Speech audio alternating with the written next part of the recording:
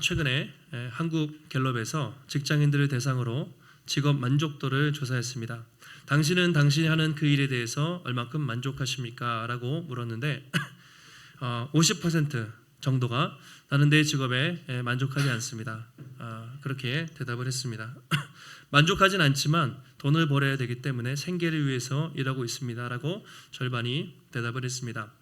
또 다른 질문으로 당신은 직장에서 일하면서 얼마나 스트레스를 많이 받습니까? 라고 물어봤는데 40% 정도는 나는 스트레스를 참 많이 받습니다. 나는 언제나 사직할 준비가 되어 있습니다. 그래서 사표를 쓰고 다닌다. 마음에 넣고 다닌다라는 대답을 했습니다. 많은 사람들이 힘들면서도 직장 생활을 하고 스트레스를 받으면서도 참고 그렇게 살아가고 있습니다. 요즘에는 워라벨이라는 말이 이렇게 사람들에게 유행을 하는데요. 워라벨이라는 뜻이 워크 라이프 밸런스, 그러니까 일과 삶의 균형 이런 뜻이겠죠. 예전에는 사람들이 힘들 때는 돈만 많이 주면 죽도록 몸을 바쳐서 일을 했습니다. 근데 사람들이 조금 먹고 살만하니까 일도 중요하지만 내 자기 개발과 취미와 휴식도 중요하다. 일과 삶의 균형을 찾겠다 해서 워라벨을 주장하는 또 사람들도 많이 있습니다. 요즘에 우리가 이제 택배를 많이 이용하는데요. 대표적으로 쿠팡 아시죠? 쿠팡에서 심야 배송을 해서 우리는 참 편한데 어려움을 당하는 분들이 많다는 이야기를 듣게 됩니다. 최근 몇 개월 전에도 이제 한 분이 밤새 심야 배송을 하고 집에 들어갔는데 이제 쓰러져서 이제 목숨을 잃는 그런 사건을 우리가 보았습니다. 그분은 평소에 저녁 8시 반에 이제 출근을 해서 밤새 일을 하고 아침 7시쯤 밤새 택배 배송을 하고 퇴근을 해서 하루에 평균 10시간 반 정도, 그리고 주 6일 동안 그렇게 근무를 했다고 합니다. 그래도 이제 아침 밤새 일을 하고 아침에 이렇게 오는데 그 쿠팡 직원과 문자가 이렇게 언론에 많이 공개가 됐죠. 이름이 이제 정슬기 씨였죠. 슬기님, 6시, 새벽 6시 전에는 끝나실까요? 그렇게 이제 센터에서 연락이 오고 최대한 빨리 하고 있습니다. 근데 아파트라 너무 힘드네요. 이렇게 답이 왔습니다. 그러자 직원이 빨리 부탁드립니다. 달려주세요. 그렇게 문자를 했고 마지막 그분이 하는 문자가 개처럼 열심히 뛰고 있습니다. 이렇게 답을 하고 그렇게 문자하고 집에 와서 이제 세상을 떠난 그 사건을 우리가 보게 됩니다. 아마 성도님으로 알고 있어요. 그래서 교회에서도 계속 이제 하고 있는데 뭐 그 회사만의 문제라기보다는 이제 우리 사회 구조와 시스템이 그렇게 참 어렵다라는 생각을 합니다. 개처럼 열심히 뛰고 있습니다. 저는 그 말을 들으면서 한국 사람들이 살아가는 모습들, 직장생활 한마디로 개처럼 열심히 뛰는 모습들. 우리 한국 사람들은 되게 부지런해요. 성실합니다. 그래가지고 우리 부모님 세대가 그렇게 어려웠지만 정말 속된 말로 개처럼 열심히 일하고 뛰어가지고 이렇게 경제 발전을 이루었습니다. 그게 세상이 좀 살만해진가 했는데 지금도 여전히 사람들이 살아가는 삶의 방식, 직장 생활은 너무 힘들어요. 아니 더 힘든 것 같아요. 요즘엔 더 취업도 하기 힘들고 직장 생활하기 힘들다는 말들이 계속 나오고 있습니다. 여러분 어떠십니까? 우리는 이런 세상에서 살고 있습니다. 각자가 다 직업 또는 하는 일들이 있으세요. 주중에 이 중에 매일 출근하시는 분도 계시고 재택근무를 하시는 분도 계시고 파트타임으로 일하시는 분, 또 아르바이트를 하는 청년, 그리고 가정에서 전업주부로 또 가사일을 하시는 분, 또 학생들은 주중에 공부하면서 다양하게 보내고 있습니다. 여러분은 지금 여러분이 하시는 그 일에 만족하십니까? 하나님이 나를 그 자리로 부르셨다는 어떤 소명감을 가지고 일을 하세요? 아니면 정말 일하기 싫어 죽겠는데 때려치고 싶은데 어쩔 수 없이 먹고 살기 위해서 일을 하고 계십니까? 혹시 이 자리에 나는 월요일이 너무 기다려진다. 나는 내일 또 일할 생각이 하면 가슴이 설레고 정말 월요일이 너무 기다려진다. 이런 분 계세요?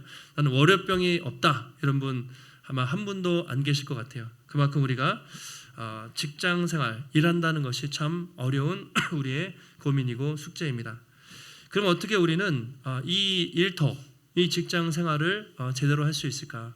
어차피 예수를 믿는 사람이나 믿지 않는 사람이나 동일하게 일을 하지만 우리 어떻게 더 의미 있고 행복하게 일을 할 수 있을까? 그리스도인에게 직업, 일이란 무엇이고 우리는 어떻게 그 일을 통해서 단순히 생계의 수단을 넘어서 하나님께 영광 돌리는 삶을 살 수 있을까? 그런 생각을 우리가 하게 됩니다. 오늘 말씀은 이 질문에 대한 대답을 주고 있습니다. 앞에서 바울은 그리스도인의 가정생활에 대한 이야기했습니다. 부부 사이에 또 부모와 자녀 사이에 그런 관계를 잘 맺는 것에 대해서 교훈을 했다면 오늘은 어떻게 세상에서 일터에서 직장생활을 할 것인가, 슬기로운 지혜로운 직장생활에 대한 교훈을 주고 있습니다.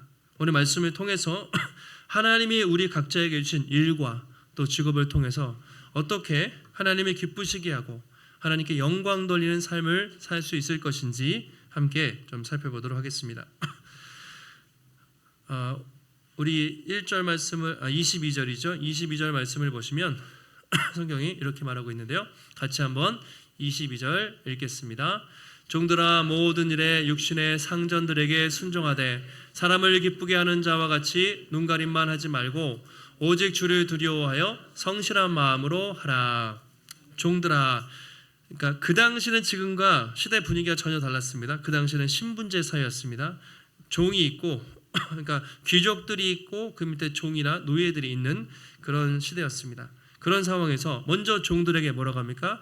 육신의 상전들, 주인들 또는 귀족들에게 순종하라 이렇게 먼저 권면을 합니다.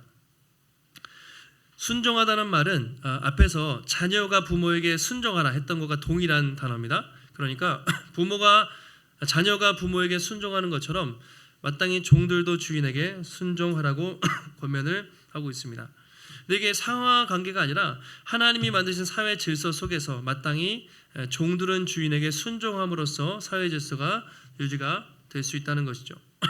중요한 것은 그 뒤에 있습니다.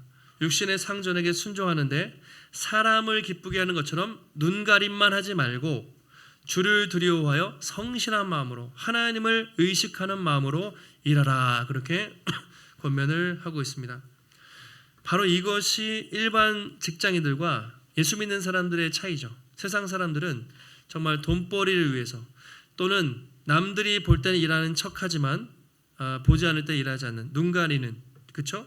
그런 식으로 일할 때가 많다는 것이죠. 근데 그렇게 하지 말라. 요즘에도 여러분 회사에도 가보면 누가 사람들 보일 때는 열심히 일하는 척하는데 보지 않으면 일하지 않고 제 군대에서도 그런 거 요령 전문 용어로 뺑기를 쓴다고 그래요. 이렇게 약간 요령인데 사람이 있을 때는 잘하는 척하지만 뒤에서는 막 하지 않는 그런 사람들이 많이 있어요.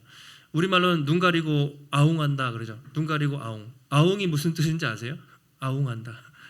아웅이 이거래요. 눈을 가렸다가 이렇게 하면서 딱 까꿍 하시죠? 그거랑 똑같은 말인데 그러니까 눈 가리고 아웅한다 또는 손바닥으로 하늘을 가린다. 그러니까 자기는 이렇게 하면 모를 것 같지만 남들은 다 알아요. 그래서 그 당시에도 노예들이 주인이 있으면 열심히 막 일하는 척하고 땅 파다가 주인 가면 막 퍼지고 놀고 뭐 그런 일들이 당연히 많았겠죠. 그렇게 하지 말라. 이 일은 사람에게 보이기 위해서 하는 것이 아니라 하나님께 하는 일이다. 그래서 항상 무슨 일을 하든지 단순히 성실하게 일하는 것이 중요한 게 아니라 하나님이 내가 하는 일을 보고 계시다. 코람데오 신전의식을 가지고 사람에게 보이기 위해서가 아니라 하나님 앞에서 그렇게 일하라. 그렇게 권면을 하고 있습니다. 이것을 우리가 소명이라고 말하죠. 직업 소명.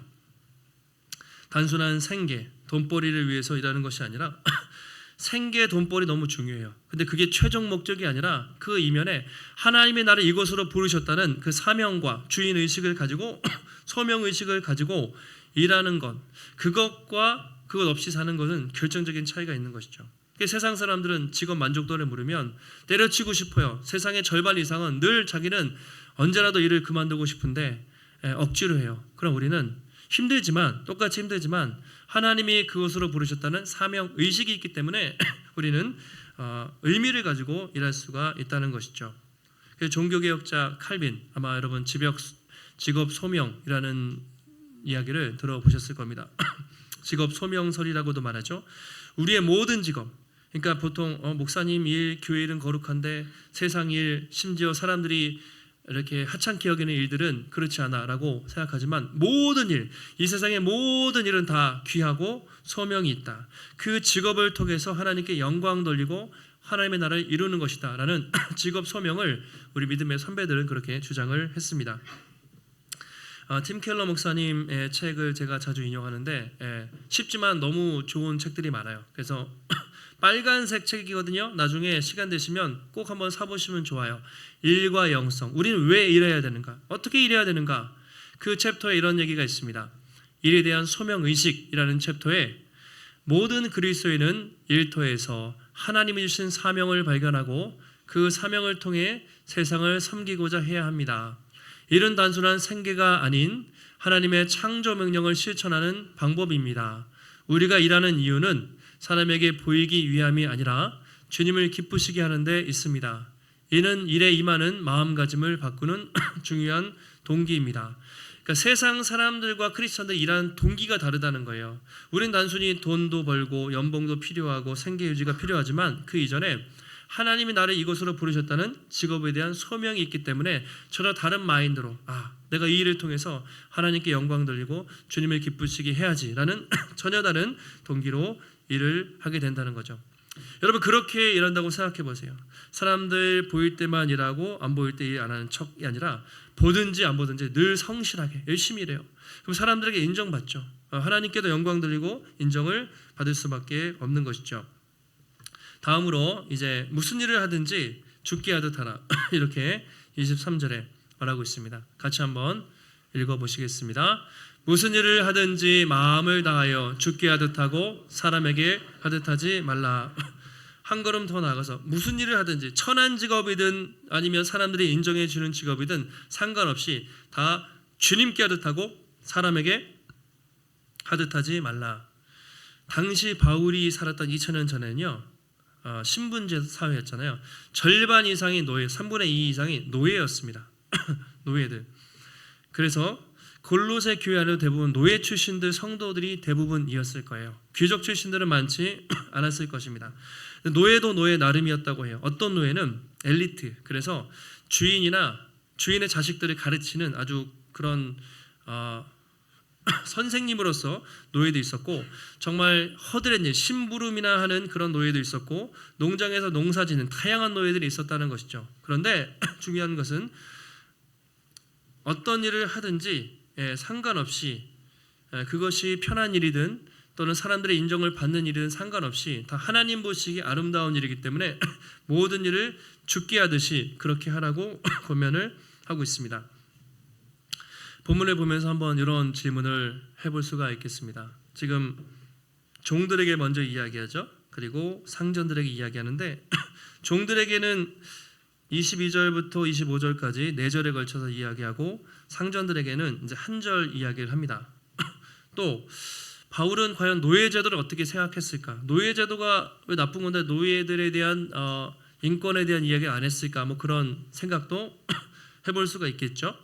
근데 이제 첫 번째로는 그 당시 아까 말씀드린 것처럼 골로새 성도님들은 대부분 다 노예 출신의 성도들이었어요. 그래서 노예지만 성도로서 어떻게 살아가야 하는지 좀 길게 권면을 했던 것 같습니다.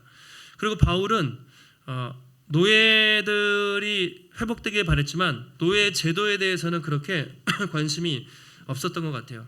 그러니까 바울의 생각은 노예 제도는 언젠가 없어지야겠지만 그 당시는 다 노예 제도가 인용되고 있었어요. 더 중요한 건 그 사람이 노예냐 귀족이냐가 아니라 노예든지 귀족이든지 어떻게 복음 안에서 변화된 삶을 사는가, 예수를 믿고 변화된 삶을 사는가가 더 중요하다고 생각을 했던 것 같아요. 만약에 바울이 노예제도를 없애가지고 세상이 바뀐다고 생각했으면 평생 노예 해방 운동을 했겠죠. 근데 바울은 그렇지가 않은 거예요. 노예제도가 문제가 아니라 인간 자체가 썩었기 때문에 각 사람이 예수를 믿고 복음을 듣고 변화가 돼야, 진짜 회심이 있어야 세상이 바뀐다고 생각을 했던 것이죠. 성경은 항상 이렇게 얘기합니다. 민주주의, 공산주의, 자유주의, 진보, 보수 시스템이 중요한 것이 아니라 한 사람이 예수를 믿고 진정 거듭났는가, 회심했는가, 이것이 본질이고 그것이 중요하다. 한 사람이 정말 예수를 믿고 복음을 듣고 온전히 변화되면 그 사회가 변화되고 가정이 변화된다고 믿었지 어떤 시스템, 그래서 막 띠를 두르고 혁명을 일으킨다든가 또 그렇게 나아가서 데모를 한다든가 그러지 않았던 것이죠. 예수님도 그렇지 않았습니까? 결국 인간이 십자가를 통해서 죄사함을 받아야 세상이 바뀌지 그런 조직과 시스템이 중요하지 않다고 좀 생각했던 것 같아요. 근데 시간이 지나면서 어떤 일이 벌어졌냐면 이제 크리스찬 리더들이 이제 귀족들이 예수를 믿으면서 이게 노예제도는 잘못됐구나라는 것을 인정하고 시간이 지나서 점차 노예제도가 폐지가 돼요. 근데 상당히 오래 걸렸죠. 18세기에 영국의 윌리엄 윌버포스라는 유명한 정치가인데 되게 부유한 집안이고 크리스찬 국회의원이었던 것 같아요. 근데 영국에 당연히 노예제도가 있었고 노예 무역이 성행했는데 사명감을 가지고 독실한 크리스찬이었는데 노예제 폐지를 위해서 평생 노력을 해서 영국의 노예제도가 폐지되고 그렇게 세계의 노예제도가 폐지되는데 많은 영향을 끼쳤다고 합니다. 윌리엄 윌버포스라는 영국의 크리스찬 정치가가 있었고요. 또 18세기에 아브라함 링컨, 신실한 크리스찬 대통령이었죠. 결국 링컨을 통해서 미국에도 노예제도가 폐지가 결국은 되긴 됩니다. 그러니까 중요한 것은 어떤 제도나 시스템보다도 각 사람이 예수를 믿고 어떻게 변화된 삶을 사는가, 그렇게 한 사람 한 사람이 변화될 때 가정이 변화되고 사회가 변화되고 결국 시간이 지났을 때 세상이 뒤집어지는 그런 역사가 나타난다는 것을 알 수가 있습니다. 이게 이제 복음의 능력인 것이죠. 우리도 마찬가지입니다. 사람들은 뭔가 조직을 만들고 시스템을 만들고 제도를 개혁하면 세상이 좋아질 것이라고 생각해요. 물론 부분적으로는 좋아지겠죠. 우리나라 여러분 의료 시스템, 우리나라 정치와 사회 시스템이 선진국이죠. 얼마나 좋습니까? 근데 그것을 하는 사람들이 잘 못하잖아요. 그러니까 맨날 싸우고 분열하고 갈등하고 그런 문제가 생기게 돼요. 그러니까 시스템도 중요한데 더 중요한 건 사람들입니다. 사람들. 교회도 마찬가지예요. 교회에서 제일 쉬운 게 이제 교회가 사람들이 모이면 목사님들은 교회 부서를 만듭니다. 전도부, 선교부, 또 봉사부, 예배팀 등등을 만들어가지고 사람을 세워요. 물론 그런 것도 중요한데 더 중요한 것은 사람들이 정말 그 교회를 얼만큼 사랑하는가, 내가 교회를 사랑하는 마음으로 교회를 섬기려고 하는 마음이 더 중요하지 그런 것도 없는 상태에서 이걸 만들어 놓는다고 잘 유지가 되는 것이 아닌 것이죠. 그래서 오늘 바울이 얘기해요. 여러분이 종으로 태어났다고 한탄하지 마십시오. 종으로 태어났어도 종으로서 열심히 섬기면 하나님이 인정해 주십니다. 그런 이야기를 하고 있습니다. 무슨 일을 하든지 어떤 직업을 가지든지 귀천이 없습니다. 그러니 죽게 하듯 성실하게 하십시오라고 권면을 하고 있습니다. 그러면서 24절에 그 이유를 얘기해요. 이는 기업의 상을 죽게 받을 줄 아나니 너희는 주 그리스도를 섬기려니라. 노예들에게 이렇게 얘기해요. 여러분들이 노예로 태어났지만 성실하게 일하다 보면 하나님이 그것을 받으시고 하늘에서 상급을 주실 것입니다 라고 이야기하고 있습니다. 이건 노예들에게 귀가 번쩍 뜨이는 이야기예요. 왜냐하면 우린 노예로 안 살아봐서 모르지만 노예들은요 평생 일을 해도 급여가 없는 거예요. 그러니까 연봉도 없고 아무것도 없어요. 죽도록 일해도 그냥 일하고 죽는 거예요. 자식들에게 유산 하나 남길 수 없이 그냥 노예는 일만 하다 죽는 게 노예였습니다. 물건 취급당하고 짐승 취급을 당했어요. 그런 노예들에게 여러분이 이 땅에 노예로 태어났지만 노예로서 종으로서 하나님 앞에 성실하게 일하고 살다 보면 마지막 천국에서 하나님이 그것을 기억하시고 놀라운 상급으로 갚아주실 것입니다 라고 이야기를 하고 있죠. 아마 이 말을 듣는 노예 출신의 골로새 교회 성도들은 큰 소망을 갖게 되었을 것 같아요. 이 땅에서는 내가 참 어렵지만 내가 맡은 자리에 성실하게 살다 보면 천국에서 인정해 주시고 하나님이 상급을 주시는구나. 엄청난 마음의 동기부여가 됐을 것입니다.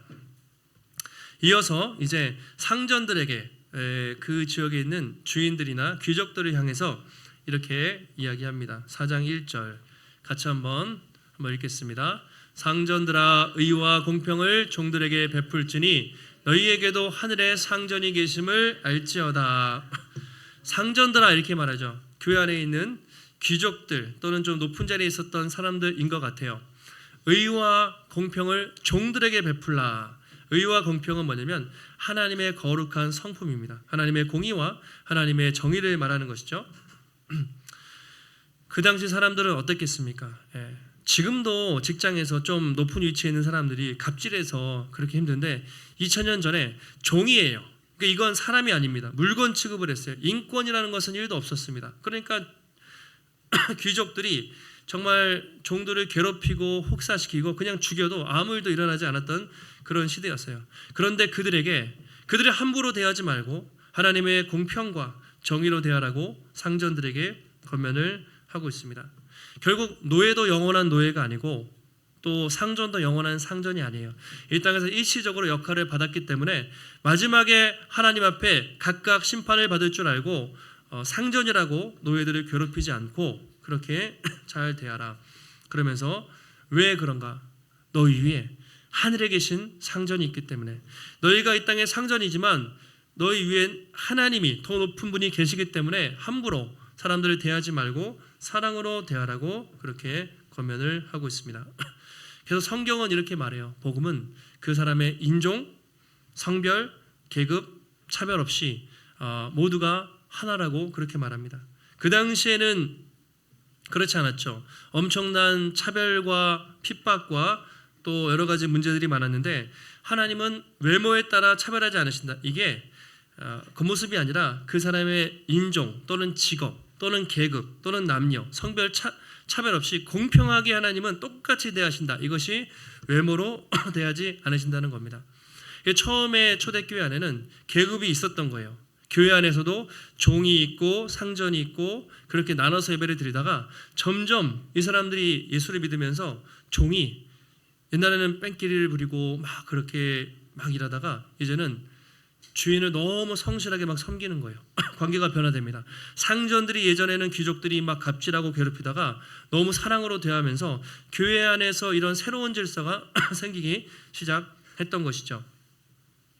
한국교회도 처음에 들어왔을 때 선교사님들이 복음을 전했을 거 아니에요. 그런데 양반이 믿었습니다. 노비가 믿었어요. 어땠어요? 교회 왔는데 양반이 나는 이 종가고 예배를 못 드리겠다 이렇게 된 거예요. 그러니까 강대상을 기준으로 기역자로 나눴죠. 이렇게 해서 기역자 이쪽 저쪽으로 해서 가운데는 사람이 없습니다. 기역자 교회. 나는 노비 따위와 예배를 드릴 수 없다 이렇게 얘기를 했습니다. 그리고 남자가 예수를 믿었어요. 우리 조상들 중에 여자가 믿었습니다. 나는 여자와 함께 예배를 드릴 수 없다 뭐 이렇게 해가지고 역시 기역자로 그런 교회들이 많아요. 지금도 이렇게 탐방을 가보면 기역자 교회라고 합니다. 예수를 믿었지만 한 몸이 되지 않았던 거예요. 선교사님이 복음을 전합니다. 차별이 없다. 남녀 간의 차별이 없다. 종과 상놈 그리고 양반 간의 차별이 없다. 그리스도 안에서 하나다. 계속 말씀을 전하면서 점점 그 벽이 사라지기 시작했습니다. 나중에 어떤 교회에서 백정 출신이 목사님이 된 거예요. 가장 하찮은 직업이라고 생각했던 백정 출신이 목사님이 되고 그 집안의 양반 출신이 장로님이 나온 거예요. 그래가지고 이분들이 서로 싸우지 않고 백정 출신이지만 이제 목사님이 된 거예요. 목사님을 잘 섬기고 또 그 목사님도 양반 장로님을 섬기면서 서로 아름답게 교제하는 이제 그런 이야기들이 있습니다. 지금 같으면 상상되지 못하지만 초창기에는 그만큼 인간들 사이에 그런 계급과 차별이 많았던 것이죠. 그런데 오늘 성경은 그런 출신들, 계급들, 직업이 중요한 것이 아니라 하나님의 각자 부르신 자리가 있고 그 자리에서 주를 위해 일할 때 하나님은 어떤 일이든지 기쁘게 받으신다라고 이야기를 하고 있습니다. 오늘 말씀을 통해서 우리가 성도로서 어떻게 살아가야 되나? 어차피 일은 해야 되는데 어차피 내일부터 직장 나가셔야 되잖아요. 그런데 그냥 그렇게 아무 의미 없이 정말 어쩔 수 없이 스트레스 받으면서 생계를 위해서 나갈 것인가? 아니면 하나님이 나를 이 자리로 부르셨다는 목적과 사명을 가지고 일할 것인가는 전혀 다르다고 할 수가 있습니다. 예전에는 또 잘못 가르친 게 교회에서 일하는 건 선하고 그렇죠? 교회 일은 참 거룩해요. 세상 일은 아주 썩어 빠졌기 때문에 뭐 어떻게 일하든지 상관없다. 그래가지고 믿음이 좋으면 신학교 가서 목사님이 되고 믿음이 더 좋으면 선교사님으로 가고 그렇지 않으면 그냥 평신도로 살다가 그냥 사는 잘못된 이런 가르침을 했던 이야기들이 많습니다. 그러니까 세상과 세상 일과 교회를 이렇게 구분하는 잘못된 이분법적인 가르침을 많이 했던 것 같아요. 근데 성경은 그렇지 않아요. 교회일 뿐만 아니라 여러분 세상에서 살아가는 것도 선하고 목사의 일뿐만 아니라 여러분들이 가정주부로서 직장에서 하는 일도 똑같이 거룩한 일이에요. 그리고 지금 드리는 것만이 예배가 아니라 오늘 여러분이 집에 가서 가정에서 또는 직장에서 하는 모든 것이 하나님께 드려지는 예배라고 분명히 그렇게 말하고 있습니다. 그러니까 여러분들은 다 선교사님이에요. 여러분은 일상 선교사, 여러분을 학생으로서 부르면 학생 선교사, 여러분이 가정주부면 가정 선교사, 여러분이 어떤 직장으로 부르셨으면 선교사예요. 앞에 타이틀만 다르지 각자 부르신 것만 다르지 우린 모두 다 선교사로서 하나님이 부르셨다는 것을 여러분 기억하시길 바랍니다. 직업에 세상에 귀천이 없다고 말하지만 안 그렇죠? 귀천이 많죠. 사람들이 티는 내지 않지만 보이지 않는 차별이 더 많습니다. 유리천장이라고 해요. 보이지 않는데 더 양극화가 심해지고 더 금수저, 음수저, 흑수저 막 갈라지는 게 그런 많은 세상입니다. 사람들이 그 천장 뚫기 위해서 막 지금도 열심히 일하며 살아가고 있습니다. 그런데 오늘 성경은 직업에 정말 귀천은 없고 하나님이 각자 부르신 모든 자리에서 성실하게 죽게 하듯 할 때 그 일을 기쁘게 받으신다고 하는 성경은 말하고 있습니다. 예전에 신부님 중에 로렌스 형제 하나님의 임재 연습이라는 책 아마 아실 거예요. 그분은 하시는 일이 수동원에서 그냥 빵 굽고 요리하고 설거지하는 일이 다였습니다. 남들이 볼 때 그렇게 하찮아 보이는 그렇게 평범해 보이는 그런 일이었지만 그는 그 설거지를 하면서 주방에서 봉사하면서 하나님을 만나고 너무나 기뻐서 늘 하나님께 영광 돌리는 삶을 살았다고 그 책에서 기록하고 있습니다. 우리 생각에는 뭔가 드러나는 일, 거창한 일, 그런 일들이 하나님께 영광 돌리고 더 거룩해 보인다고 생각하지만 하나님 보실 때는 똑같다. 청소를 해도 설거지를 해도 소명감을 가지고 기쁨으로 일하면 하나님이 그 일을 받으신다라고 그렇게 말씀을 하고 있습니다. 우리 여자 성도님들, 여성분들 가정에서 이제 결혼하면 일하시다가 이제 애들 나면 집안일하고 청소하고 빨래하고 설거지해도 하루 종일 일해도 티가 나요, 안 나요? 안 나죠. 금방 어지럽히면 금방 어지러워지고 내가 이 일을 언제까지 해야 되나 아마 그런 생각 옛날에 해보셨을 거예요. 내가 밖에서 돈 벌면 남편보다 더 벌 수 있는데 나 같은 엘리트가 이렇게 언제까지 집에서 썩어야 되나 그런 생각. 제 아내가 그런 얘기를 했어요. 밖에서 돈 벌면 내가 더 할 수 있는데 그런 생각을 해요. 여자분들 중에 정말 능력이 뛰어난 분들도 많아요. 그런데 어쩔 수 없이 아이를 키워야 되는 티도 안 나는 정말 우울한 가사노동을 해야 할 때도 있습니다. 근데 그 일조차도 하나님이 다 보고 계시다는 거예요. 그냥 아무것도 아닌 것이 아니라 사람들은 물론 인정을 잘 안 해주겠죠. 그러나 하나님 보실 때는 그 일이 거룩한 일이다. 하나님이 그 자리에서 나를 부르셨다는 소명감으로 일한다면 그 일도 거룩한 일이다 라고 할 수가 있습니다. 우리 남자분들 내일부터 또 일을 나가시려고 할 텐데 어떠십니까? 남자분들 이렇게 이제 성역 공부를 해보거나 이야기 나누면 수요일날 예전에 많이 했었어요. 그러면 주중에 다 초췌해가지고 정말 직장에서 너무 많은 일과 경쟁과 승진 막 정말 업무의 스트레스에 빠져가지고 정말 많이 힘들어 하시죠. 그러나 그 일조차도 그냥 내가 정말 하기 싫은데 가족 먹여 살리려고 억지로 일하는 것이 아니라 하나님이 나를 이 자리에 부르셨구나라는 사명감이 있다면 비록 힘들어도 우리 마음에 감사함으로 일할 수가 있는 것이죠. 이렇게 보면 제가 볼 때 다 힘들어요. 남자도 힘들고 여자도 힘들고 집안일도 힘들고 밖에서도 힘들어요. 그래서 우리가 서로 격려를 많이 해주시면 좋겠어요. 격려. 밖에서 일하고 돌아오면 남편이 일을 할 수도 있고 아내가 일할 수도 있겠죠. 돌아오면 정말 수고했다고 격려해 주시고 집에서 이렇게 있는 분도 논 게 아니에요. 하루 종일 해도 티가 안 나요. 오늘도 살림하느냐고 고생했다라고 그런 격려의 말이 우리에게 필요한 것 같습니다. 여러분 이제 예배 마치고 집으로 가시잖아요. 예배를 드렸구나. 이제 집에 가서 또는 일주일 동안 그냥 살아야지. 그것이 아니라 여러분은 공 예배는 마치시지만 집에 가서 가정일을 하면서 가족들과 또는 내일부터 직장에서 새로운 차원의 삶의 예배를 드리는 것입니다. 모든 것이 다 예배예요. 하나님은 그렇게 보고 계세요. 여러분이 만약에 섬기는 위치에 계시다면 직급이 낮아요. 또는 가정에서 티나지 않는 그런 일을 하고 계시다면 나는 언제까지 이 일을 해야 되나? 이것이 아니라 하나님이 나를 이 자리에 부르셨기에 하나님 감사합니다. 주께 행하듯 그렇게 할 때 하나님이 그 일을 기쁘게 받으시고 또 사람들에게도 인정받게 하실 줄 믿습니다. 만약에 여러분이 어떤 위치가 있어요. 사업장을 운영해요. 누구를 이끌어가는 위치에 계시다면 여러분 갑질하지 말고 억압하지 않고 사랑으로 하나님의 공평과 정의로 대할 때 하나님께서 그 사람을 받으시고 그 사람을 통해 선한 능력과 영향력이 나타나게 하실 줄 믿습니다. 한 주간 여러분이 어떤 일을 하시든 무슨 일을 하시든 상관없습니다. 여러분을 부르신 그 자리에 하나님이 나를 이 자리에 부르셨구나 라는 소명과 확신 가지고 모든 일을 죽게 하듯 하며 하나님께 영광 돌리며 살아가시는 우리 귀한 성도님들이 되시기를 예수님의 이름으로 축원합니다. 하나님 감사합니다. 오늘도 거룩한 주일 우리에게 허락하시고 하나님의 귀한 말씀 깨닫게 하시니 감사를 드립니다.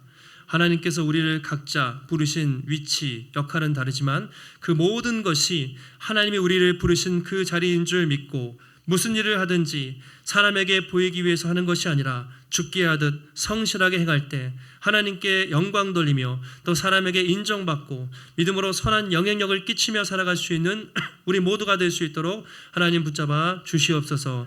직장에서 꼬리가 되지 않고 머리가 되며 선한 영향력을 끼치며 하나님께 영광 돌리는 일을 하며 또 살아갈 수 있도록 우리의 모든 삶이 하나님께 드려지는 거룩한 산 예배가 될 수 있도록 하나님 붙잡아 주시옵소서.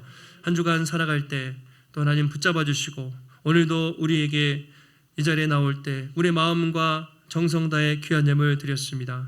하나님 그 드려진 손길마다 하나님 기억하여 주시고 축복하여 주셔서 우리 인생에 살아갈 때 궁핍하고 어려움 당하지 않고 날마다 풍성하게 채우시고 공급하시는 주님의 은혜를 경험하게 하시고 날마다 주 앞에 또 사람들에게 베풀고 섬기는 삶을 살아갈 수 있도록 주님 인도하여 주시옵소서. 한 주간도 주와 동행하며 일터에서 직장에서 주께 영광 돌리며 또 승리하는 삶 살기를 간구하오며 존귀하신 예수님의 이름으로 기도하옵나이다. 아멘.